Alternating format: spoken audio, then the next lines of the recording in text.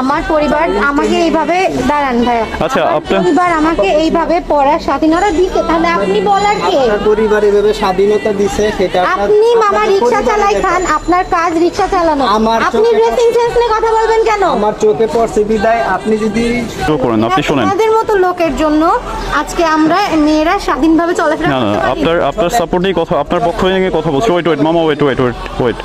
তুমি রিক্সা নিয়ে বেরোছো, ভালো কথা। তুমি তাকে নিবা না, সেটাও ভালো কথা। তুমি তো একটা মেয়ের ড্রেস আপ নিয়ে কথা বলতে পারো না। কারণ আমার এটা আমি মুসলিম হিসেবে এটা আমার চোখে পড়ছে, ওনাকে আমি বললাম আমার স্বাধীনতা মানে হচ্ছে তুমি ওয়েট। জোর যদি আচ্ছা, ভালো না excuse me, হয় আপু। তাহলে চোখে কেমনে পড়বে, আমার এই কথা বুঝান। আচ্ছা আমি আপনার একটু নিয়ে যাওয়াই আমি লাগবে। নেব, আপনি যদি আপনার ড্রেস আপ চেঞ্জ করতে পারেন আমি নেব, আমি নিষেধ করি আপনার না, জন্য তো মানা আমি করি আমার না। ড্রেস আপ চেঞ্জ আচ্ছা করব না। এক্সকিউজ মি, আমি একটু কথা বলি। এই আপু, আমি একটু কথা বলি, শোনেন। স্বাধীনতা দিছে আপনাদের মতো লোকেদের হ্যাঁ, আপনি- কথা বলার হ্যাঁ, জন্য না। আপনার পরিবার যদি আপনাকে স্বাধীনতা দিয়ে থাকে এটা তাহলে আপনি কথা বলার মতো কে? করে আপনি চলেন, আমি নেব না। আচ্ছা ঠিক আছে, আমি বলি।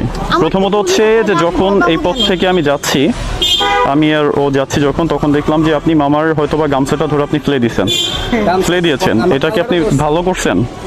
আপনার সাপোর্টে কথা বলি আমি। হ্যাঁ ঠিক আছে, তার নজর খারাপ। তাকে ধরে 2-3 বার টানও দিছে, টান দিয়ে তারপর গামছা ফেলে তা আপনি কি এটা করতে পারেন? সে রিক্সা চালায়, সে গরিব মানুষ, তার জন্য কি সে মানুষ না? আপনি তো এটা করতে পারেন না, এটা আপনার রাইট নেই।